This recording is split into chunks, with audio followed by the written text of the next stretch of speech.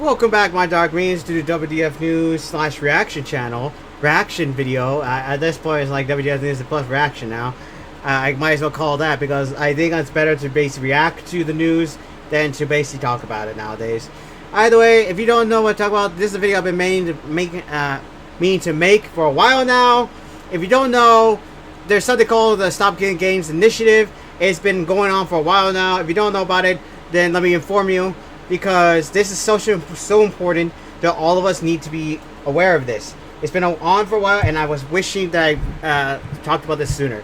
But if you don't know, Stop Killing Games is a special initiative to make sure that any game we buy is in some form still available to us in some form. And now, not in, like, sorry, my tongue is still hurting. It's that part. What I mean by that, hopefully I'm saying this right. And what I mean by that is, like, if you own, like, for example, a physical copy that you have, like, you can play that anytime you want because you have a physical copy and you can just stick it into a console. That's about it, and you can play it. Digital, unfortunately, these companies are trying to make it so that we cannot own those. So once the company goes down or they cut off the service or anything, those games get taken away as well. Which means if I wanted to play, for example, what's the single player game I played recently? Man, I don't remember. Man, what am I playing? Oh, for example, just a regular game.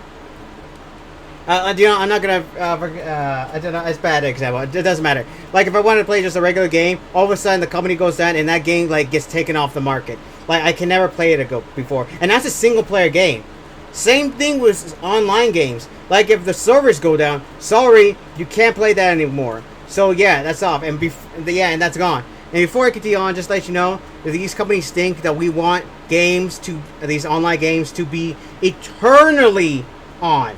Like, they need to basically have servers on forever. That's not what the initiative is about. It's about making sure that any game, including online game, has some form of way for us, the consumers, to play it. You don't even need to basically have your servers on. Just let it out in the ecosystem for people to get. Like, somehow let your code out. So that way, you're not going to make any more money off it. You're not going to make any more things in it. No one cares about the game. Just let us do what we want with it. But of course, they are coming up with an excuse to say, oh, it's impossible because we can't protect the consumer from any sort of bad things. Who cares? It's not your responsibility to do that. It's our responsibility. It shouldn't matter if you can't protect us. It's our decision to keep playing that game. And if it's a danger, we take that as upon ourselves because we want to keep playing the game. That's what I think. I might be saying it wrong, so somebody let me know in the comments if I'm saying that wrong.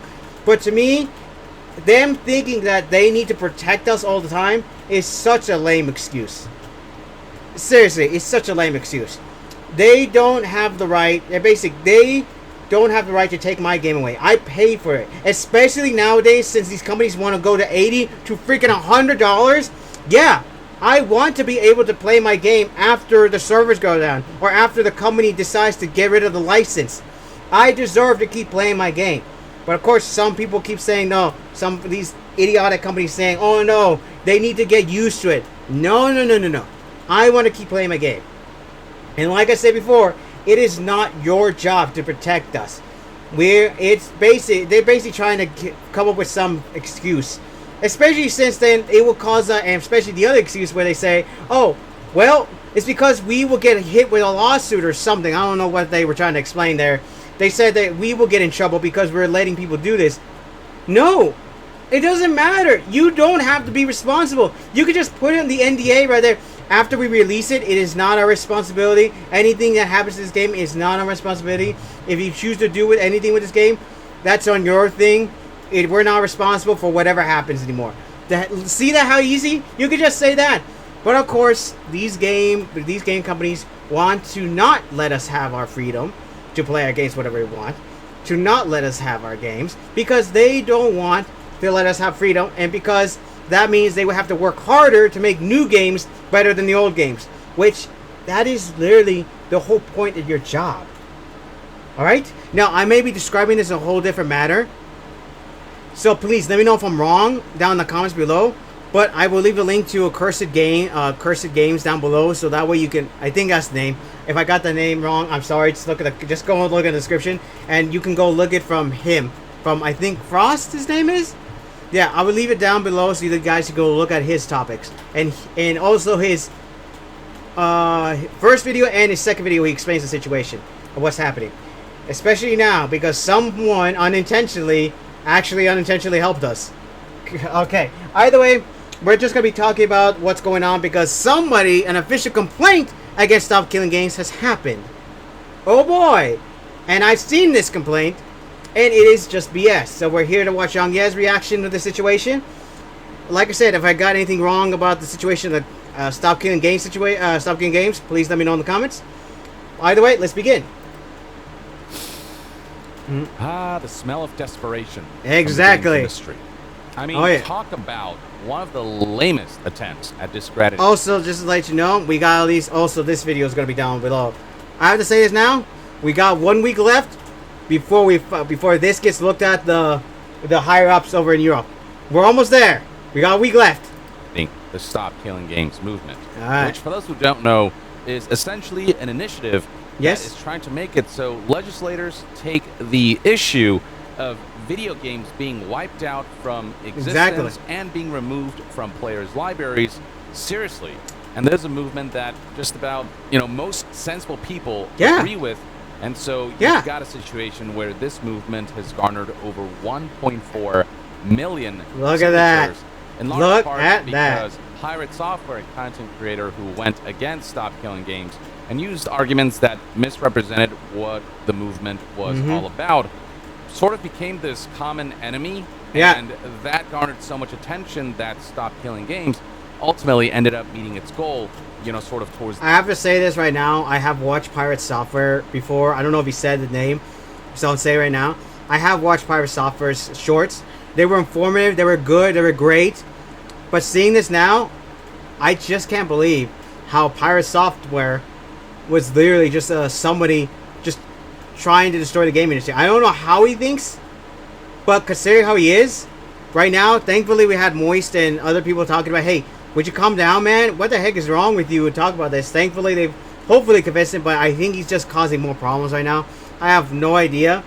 Hopefully he gets better and stop causing problems, because jeez, my god, I watched a lot of it. I've watched other content creators talking about it, and my god, even they say that, man, this is like, what is he doing? Like, he's like going way too far here. What is happening? Now, of course, he hates the initiative. That's one thing. But he also actively tried to stop the initiative, which is also something like, Loot, I understand you hate it. Doesn't mean you have to actively go against it. Alright? Jeez. If you want more information, I will leave the link to like Moist Critical's video down below, so that way you can see his perspective here, because god dang, it's like getting out of control. I mean, seriously, he was going out of it. The end of its lifespan, there is a deadline for this initiative to go through, and it went through sort of towards the end. We had only 1 month rallied against, and this happened in a month. Look at this. Stop Killing Games. Many people thought the movement was dead. It like kind of plateaued a little bit. Yeah. And then Pirate Software became the common enemy that allowed the villain that we all needed. Really shoot past its goal, which is what we want. Because some of these signatures could be fake in like the hundreds of thousands, but at 1.4 million signatures, it's guaranteed that the European Citizens Initiative we crushed will go through, which means that legislators in the European Union, the people that, not us, the EU people, they crushed it. Appropriate to what people are asking, which is not unreasonable. Basically, video games are products. When you buy a product, you should be able to keep it, and those products I should be able to keep it and play whenever I want. We're able to wipe them out, not only from existence, which harms preservation, but also just harms the very notion of just commerce, where when you buy something, nobody else should be able to decide what you do with that product. And you know that a movement is working when companies or groups, lobbying companies come out with lame statements that attempt to discredit a movement with bad faith argument, like this statement from Video Game Zero published on July 4th, 2025, which making up lies. Stop Killing Games as a movement that's trying to make it so companies have to support live services forever, which is not at all what Stop Killing Games is asking that is for. Not the that's not it. On some level, in a functional, playable state. It's not asking for companies to continuously update or balance games, just like make sure it exists on some level and players can access it, be it through an offline mode or through private server means, single player games. Just have an offline mode. Used to have any sort of online requirement or download requirement. We just want to play the game. That allowing players to access online games through private servers means that they might be legally liable for illicit activity that happens on the part of players. That's not your problem. Put in your EULA. In fact, after a game is discontinued, like you're no longer look how easy it is. It's no longer under. It's not your it's not your problem. It's our problem at that point. Will curtail developer choice and make video games prohibitively expensive to create, when that is plain and simply not true. If you build a game with the idea of an end-of-life plan in mind, then it doesn't have to be prohibitively expensive. And then beyond that, Ubisoft itself recently got during an investors meeting with questions about Stop Killing Games and how they plan to address it.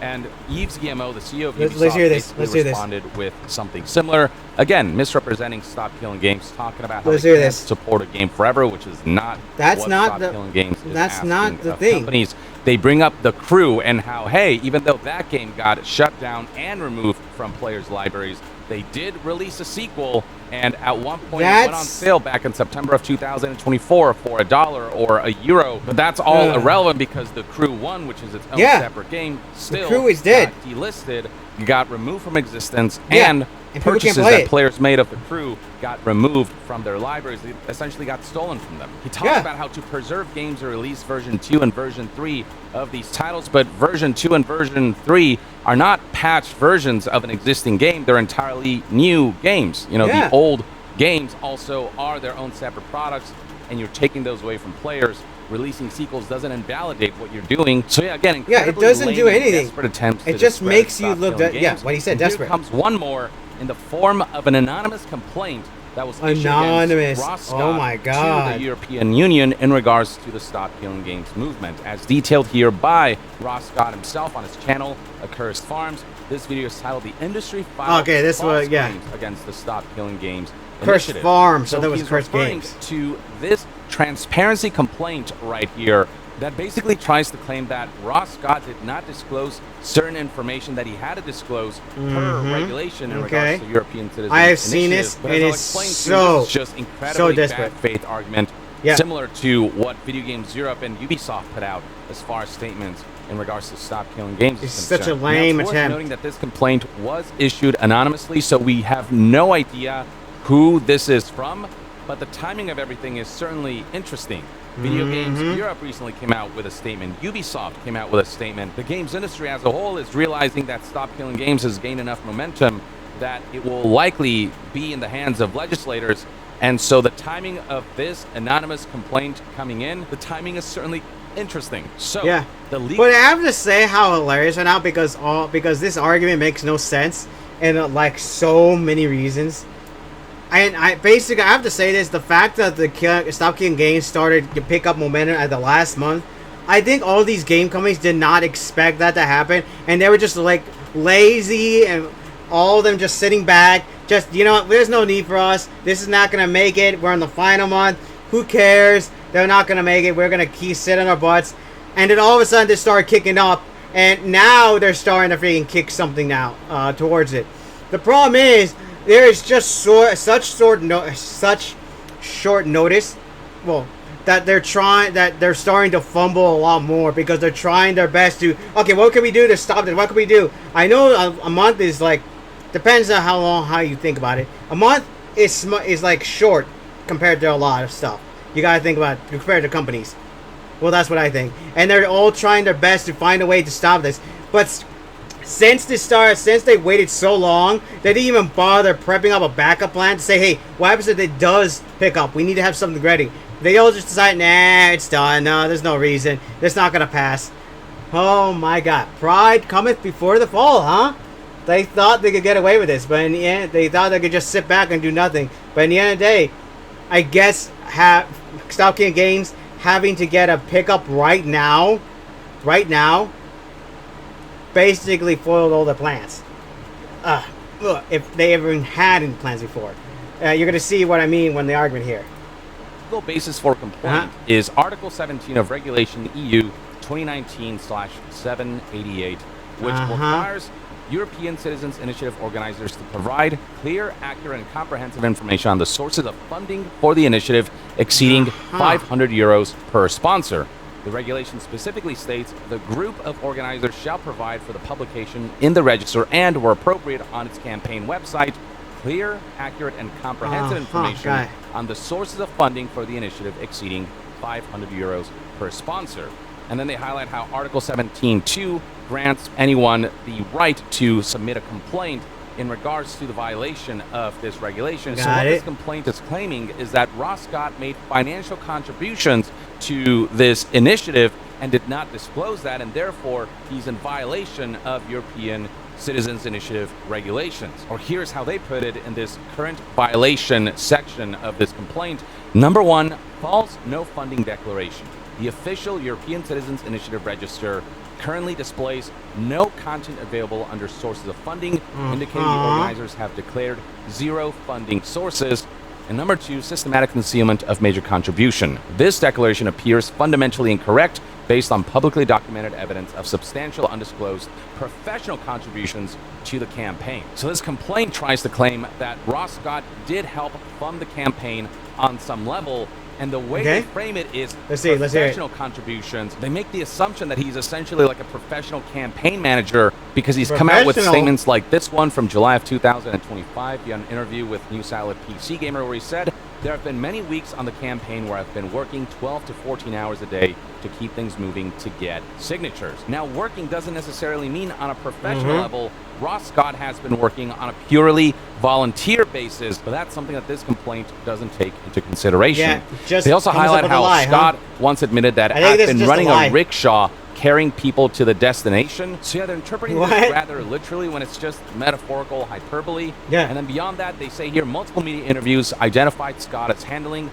the standard day-to-day work of running the Stop Killing Games initiative. And then last but not least, they try to claim that Scott is described as the primary strategic decision maker and public spokesperson throughout the campaign. Now, before we delve into this next section, where they essentially come up with a bunch of numbers to try to claim that Ross Scott's contribution into Stop Killing Games is akin to monetary contribution for this European Citizens Initiative that is essentially trying to stop the destruction of video games, I'd like to highlight a very important point that this complaint missed. Ross Scott, while he's spearheading Stop Killing Games, that is not the same as the actual initiative. Stop Killing Games is a website that essentially promotes and informs people about the actual European Citizens Initiative that goes by the name Stop Destroying Video Games, which Ross Scott did not organize or spearhead because Ross Scott isn't even European, so he cannot be among those who organized this. In fact, if you go to the actual official initiative of Stop Destroying Video Games,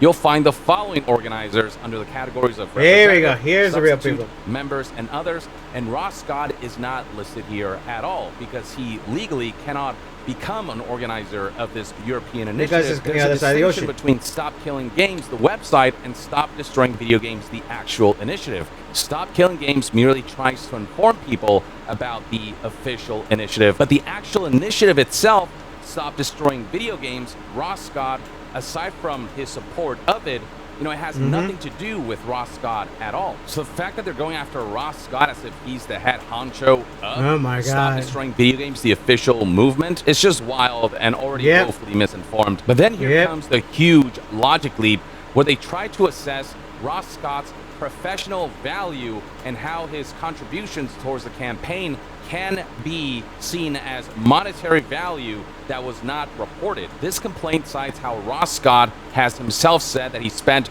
12 to 14 hours per day throughout many weeks during critical campaign phases, and then they provide some kind of conservative estimate, like they just made up these numbers.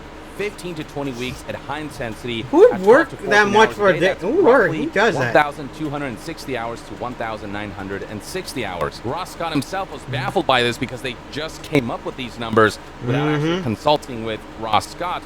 There are days in which Ross Scott does work 12 to 14 hours a day, and there are some weeks where it's more intense than others, but making up these numbers without actually understanding Ross Scott's schedule and his involvement in the campaign and how much time, per day, per week, per month he actually spends on the campaign, and issuing this complaint as if they have hard evidence when this is just speculative is wild. And then beyond that, they're so desperate. They're so desperate. Additional ongoing daily campaign management throughout the 12-plus month period, which adds additional hours on top of these. And then they come up with this professional rate. If you are a campaign management professional or an advocacy services provider, the market rate they cite is between 50 to 75 euros per hour. And so they say that the minimum estimated value that Ross Scott contributed is between 63,000 euros and 147,000 euros in professional contribution. What they're saying is that while Ross Scott didn't directly fund the campaign by directly giving it money, he did technically make professional contributions, and they assume the value of his quote professional contributions as follows. They just assume that Ross Scott is all this is just free on a professional capacity and working for free. Like I said, I did watch another content creator do this, and even I'm still surprised in the fact how much this entire thing still makes no sense. My brain is still trying to process all this, and it's still not clicking in my head. Counts as giving money towards the campaign because that's money that's not being paid to him because he's providing those services as a professional for free.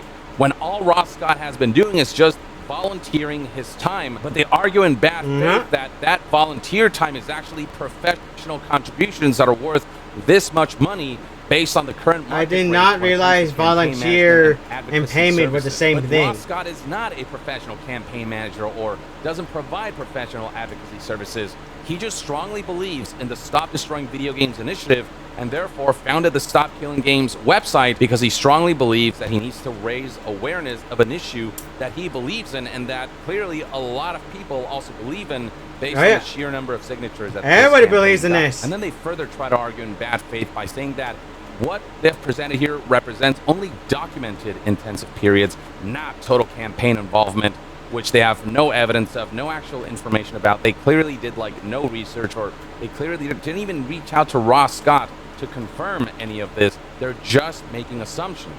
It also says right here that Scott has managed strategic decisions, media relations, and operational leadership throughout. Those are all just false claims and, again, bad faith assumptions. He's done a lot for the movement, but purely on a volunteer basis, in the same way that, when I put out a video about Stop Killing Games, I don't do it to react to this video. Professional directly trying to contribute. Me either. I'm not professional. I suck at this kind of stuff. I just believe that this campaign, this Stop Destroying Video Games I believe it too. has some good points. I just suck at making videos. That legislators should take. I make good videos. That's the only reason great. Why I'm making content about it. That doesn't suddenly make me a professional or someone who's making strategic decisions. I mean, watching somebody media doing this makes me professional. I'm just reacting. Made up bullshit. And then they say that even conservative calculations show contributions exceeding 500 euros threshold by 125 to 295 times, based on the assumption that Ross Scott's volunteer work can somehow be translated into monetary value because of the assumed professional aspect of his contributions, rather than seeing it as just volunteer work. Ross Scott's only sin here was just working really hard. And in doing so, they're like, look how hard he worked, and look at how much money that could translate to you if he were a campaign manager or whatever. He's just volunteering. He's not working in that capacity, so you can't just make that assumption. They're so desperate. Bullshit claim. They're so desperate. That's as good as libel. And so based on all of these false assumptions, they kind of point out these violations. They even highlight how Ross Scott is American, and so they say that his undisclosed contribution is a foreign source completely hidden from the European Union's evaluation of the initiative's backing and independence. But there was no actual financial contribution from a foreign source. This was just a foreign source volunteering their hours to bring light to this cause, to bring light to the Stop Destroying Video Games official European Citizens Initiative through the Stop Killing Games website, but that doesn't count as financial contribution. The logic leap here is actually insane. The fact that they're saying that this all constitutes as misrepresenting the initiative as having no financial backing while substantially depending on foreign professional contributions is just a wild statement. Seriously. The amount of speculation that they extrapolated from just a few words they're so desperate. They're trying the best here. It's in interviews or by himself in his YouTube videos. It is so last minute, these things are. How multiple media articles consistently identify Scott as campaign leader and primary spokesperson. It's when not A, true. Media outlets can be wrong, and B, him being the leader of Stop Killing Games doesn't mean he's the leader of the official Stop Destroying Video Games initiative. The fact that there's so much misinformation here just highlights the level of bad faith argument that the games industry as a whole is trying to engage in to stop this because they are afraid that when this passes, it will end up inconveniencing them. Game companies love to exert control. They just prefer to have their options open because they will always take the easier route, whereas with legislations, they are forced to do certain things that protect consumers that they may not want to do because it's too inconvenient or because it costs a little money. But yeah, their main claim is that they want to have all the money, all of it, quantifiable in-kind contribution under transparency regulations. They keep assuming that Ross Scott is contributing professional time that is, worth some kind of money if you look at market rates. Just complete, utter nonsense. Complete it is fiction. nonsense. And the worst part about this complaint is that if you go to the official European Citizens Initiative website and look at the FAQ, which answers questions like who is considered a sponsor, it spells it out right here that Ross Scott's actions were completely above board. It says right there here, you go. Sponsors are people or organizations providing financial support. There you go, right there. Euros, which Ross Scott did not do. He did not contribute any sort of money. Then it says right here that legal persons or organizations providing other economically quantifiable in-kind donations or non-economically quantifiable support to an initiative are also considered sponsors. But Ross Scott is not a legal person or organization. He's purely just a volunteer. Which brings us to the last point. They keep trying to. Non-financial support, such as volunteering, are not considered sponsors under the ECI regulation and do not need to be reported. Ding, ding, ding. This is the category that Ross Scott falls under. And beyond that, Ross Scott made triple sure that the way when I say they lose, like people reporting on complaining against Ross's video where he spoke to folks within the European Citizens Initiative to ensure that he was not overstepping in any way, shape, or form. Here's what he had to say on that front. All right. There's something I didn't tell you. The official organizers literally asked EU representatives if it was okay for me to assist them in the capacity I have been back in spring of 2024, just to make sure everything was above board in case there was a problem or we needed to report anything. They said what I've been doing is fine. There we go. Doing this by the book, guys. So yeah, the complaint is just a whole lot of nothing. It is such a desperate attempt to try to kill these game companies. Stop Killing Games or the Stop Destroying Video Games initiative, and they're doing so through means that clearly highlight that they are just shooting darts in the dark. Exactly. In hopes that it hits something. Yeah, it's not working. It's not working. The Stop Killing Games movement and the Stop Destroying Video Games initiative have all been above board, and they're reasonable asks that has garnered a lot of support. And so companies who are scared or entities who disagree with this because of their own agendas are just trying any means possible to see if they can delay or stop this thing that currently looks to be unstoppable. And it looks like it will ultimately be in the hands of legislators.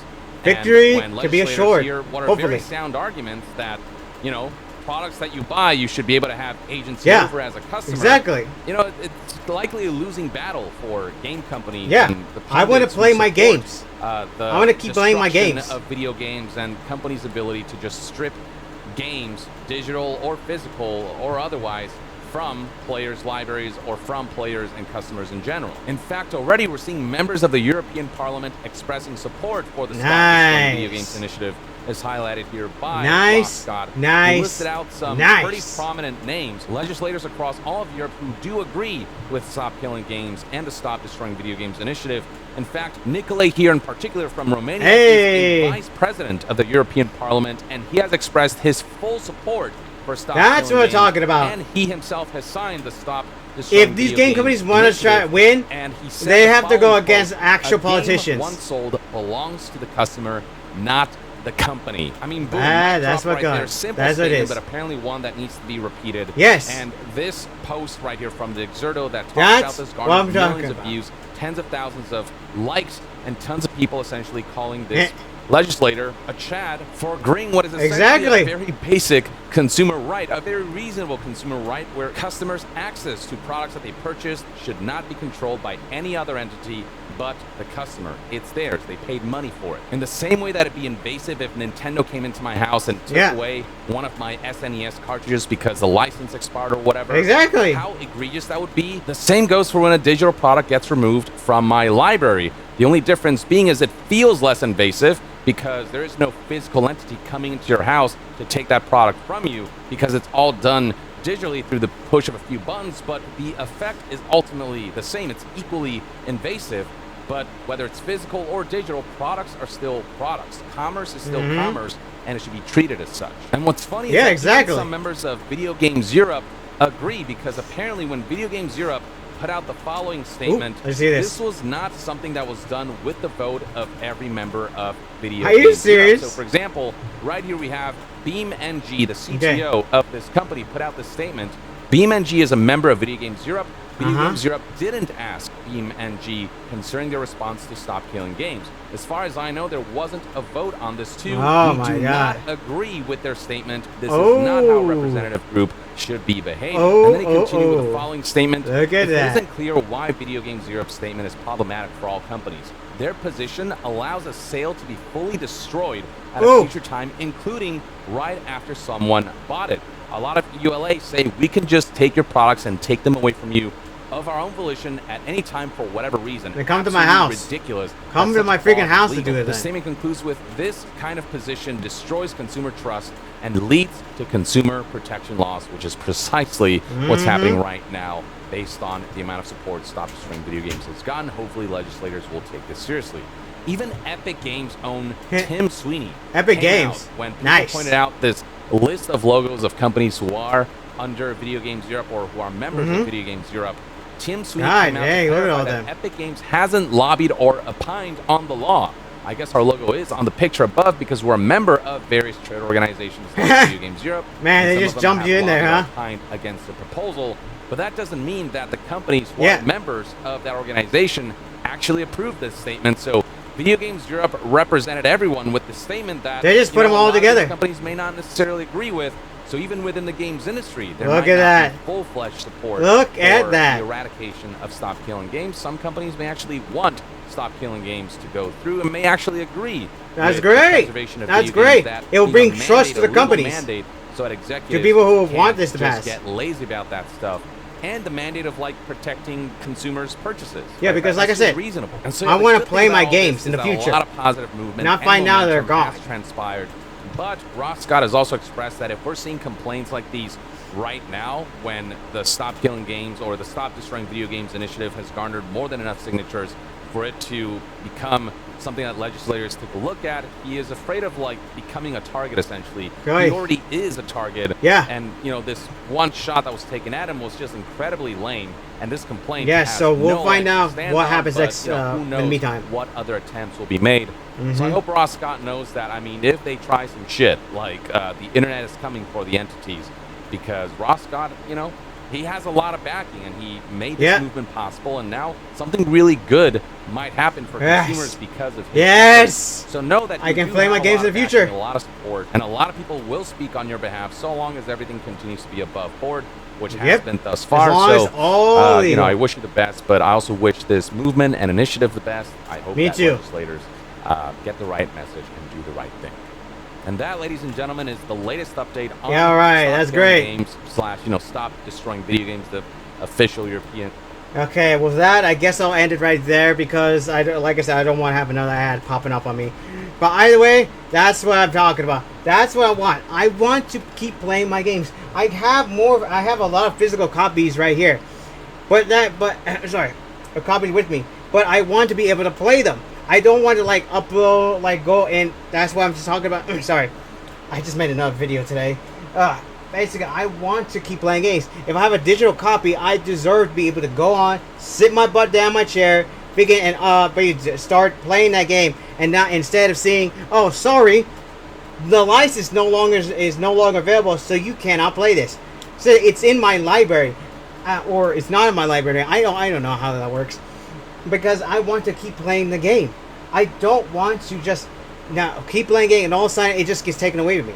That's what I think.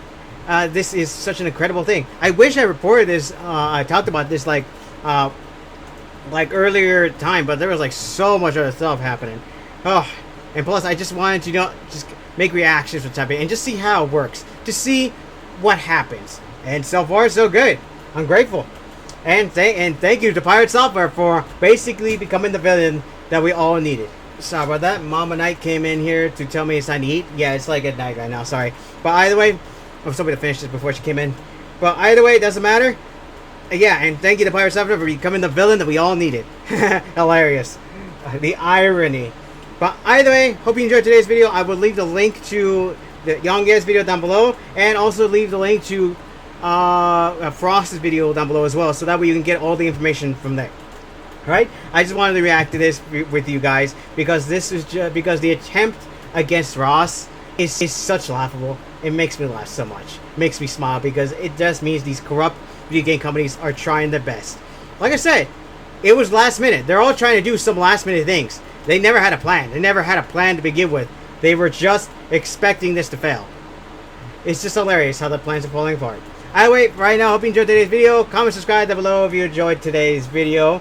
Oh, also, tell me what you think about the situation right below. Are you excited at the fact that now we get to play games in the future, no matter how long, no matter how shut down the servers are? Do you think this is wrong for some reason? I don't know why. And do you think that the game companies are so desperate right now, they're gonna try whatever it takes to try to beat Ross and Initiative? Let me know in the comments below. Also, like and share the video to also help my influence spread, and also help this spread as well. Also, share the video to basically help my influence grow as well. And also, yeah, take that as you will. And also, don't forget to press the black bell. Oh, wait, the black bell button. No, I forgot to talk about. That's also another one of my. Forget it. Doesn't matter. Black bell button. Yes, doesn't matter. You know what? Never mind. Press the black bell button to be notified whenever my videos will come up. Because you know how YouTube channel is. She doesn't bother. It's not just I forget. You know the whole situation. Either way, right now, my dark means dismissed.